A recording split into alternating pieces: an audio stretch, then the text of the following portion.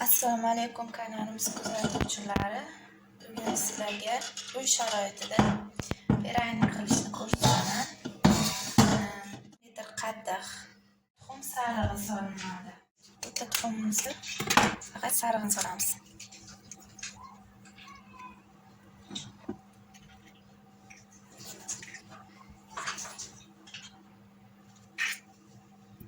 Choy qoshiq ichida tuz soldik va ustiga 350 gram shakar. Mana piyolada o'lchaymiz 350 gramda. Bir piyolamiz 200 gram bo'ladi. Mana bir piyola shakar. Yarim piyolamiz 100 gram bo'lsa, yarim piyoladan ko'proq qilamiz. Yarim piyoladan ko'proq manaki 350 gram shakar bo'ldi. Endi buni aralashtiramiz. Mana bunaqa kiloli maslayam. Bunaqa sariyog'im uyda bordi. Hammasini solib ishlatib 350 gram, bunimiz 200 gram, bunisini 150 gram. 400 gram solib olsak ham bo'laveradi. Zo'r chiqadi. Qo'l bilan xona temperaturasida yumshoq turgan bo'lishi kerak. Muzxonada turgan bo'lsa, xonaga chiqarib qo'yish kerak.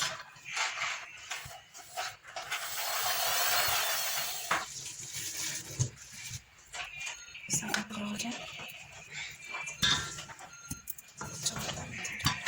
90 ml sut so'raman. Aralashtiramiz yaxshilab. Keferni yuqib qolganda bankaning ichida shunga pulshavay sodamizda mana 1 choy qoshiq, mana 1,5 choy qoshiq channing soda solib, keyin o'zimiz 90% ishlatadigan uksusimiz 5-6 tomchi solib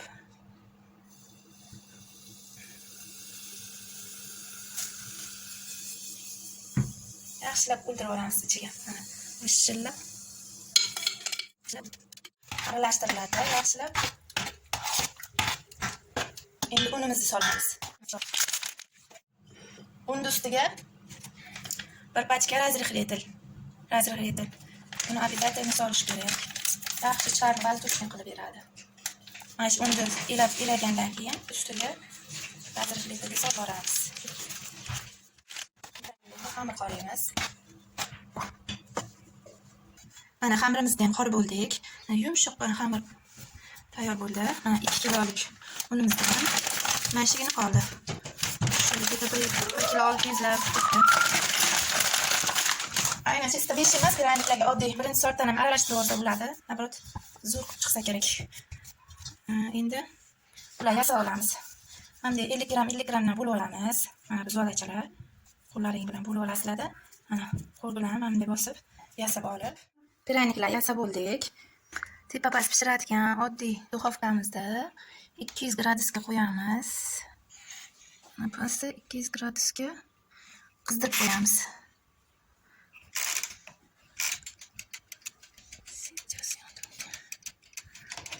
Tepa-past endi yondi. Mana tepa-past ham birdan tepasini ham pastini ham pishiraveradi. 200 gradusda. Hozir bir 5-10 minut qizib olsin. Qizigan duxovkaga tiqiladi. Mana duxovkamiz ichi to'ldida, mana yoniga yarimta sig'adi. Mana bu yoniga hozir shuni yarimta o'rniga biz buni bunday qilib pichoqcha bilan shunaqa qilib qora shaklda qilib manaki endi shu shakarni ustiga shunday botiramizda. Piranikchani yoniga pishiramiz. Oy shakldagi piranikimiz.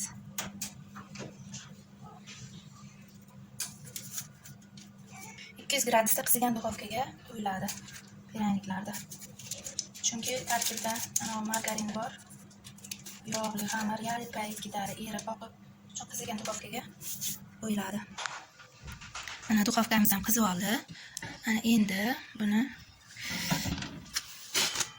piraniklarimizni joylashtiramiz.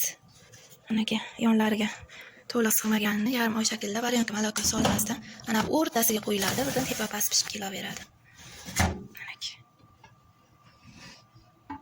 20-25 daqiqada pishadi.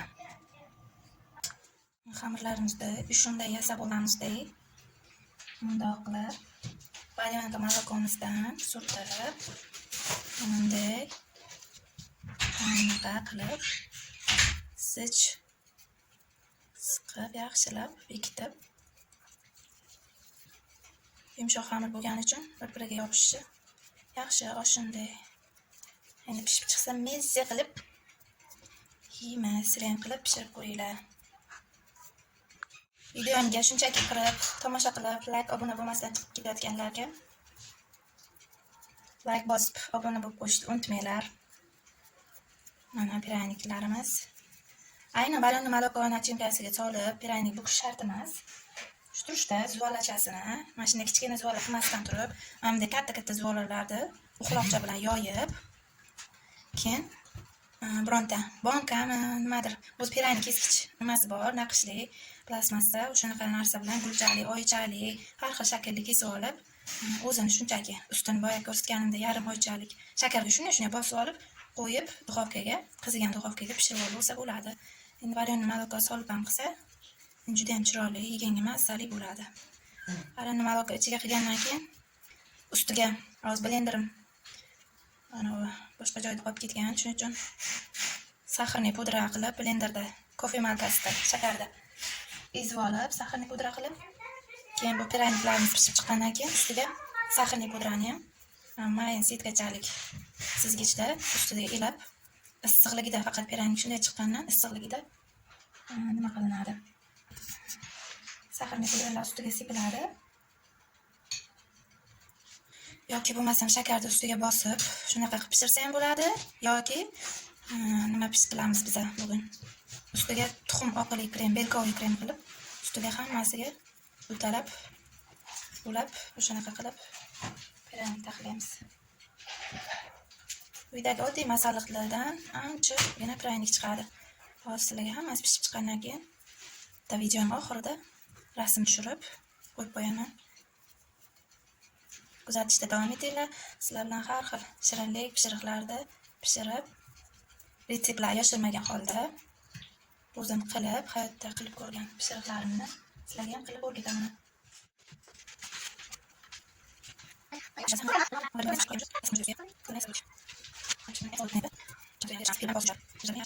Bitta pergament qog'ozni qayta ishlatsa bo'ladi. Bitta ishlatganda uni tashlab yuborish kerak emas. To qorayib ketguncha ishlatsa bo'ladi. Piraniklarimiz bu to'rlari sarg'ayib pishibdi-da. Bu yog'ini almashtiramiz patnisda. Ko'plari sarg'ayib pishib qoldi. Ularni nimaga olamiz patnisga? O'zi yemishmi? O'zi bitadi. Instalachalarimiz zo'r bo'libdi. Valyonkalari chiqib ketmagan.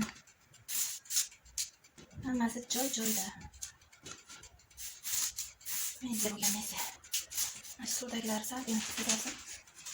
Qolganlarni olamiz keyin. Ona qizim bishmoq. Issiq. Kim yedi o'shani? Papay. Tezda. 5 kun. Piranikchamiz. Bunga valyonka solmadik. Ozgina so'g'in, ozgina so'sa. Men uf degan, so'ydim. Ushlar. Bular teskari qilib qo'ydim. Patnisga yopishib ham qilib qo'ymasin, sovishiga yaxshi. Sovigandan keyin kremdan tutib tuxum sarig'ini nimaga olib qolgandik? Xamirga solib olgandik. Endi tutib o'shani oqini ajratib olgandik. Xolodilnikka muzxonaga solib qo'ygandim. Yaxtakkani bo'lib turibdi. Endi tozalangan yog'i bo'lmaslik kerak. Tovoqchaga solib, ustiga 1 piyola 200 gram shakar solib olasizlar. Oppoq ko'pik holatga kelguncha ko'pirtirasizlar.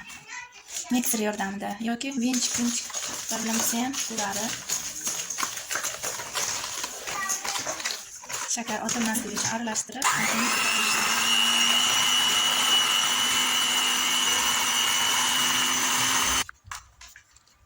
mana ki oppoq bo'lib ko'pirdi.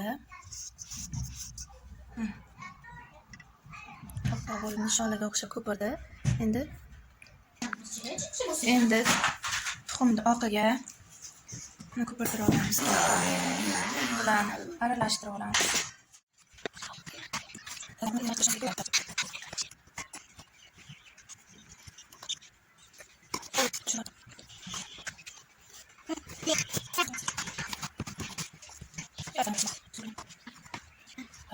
Sorry.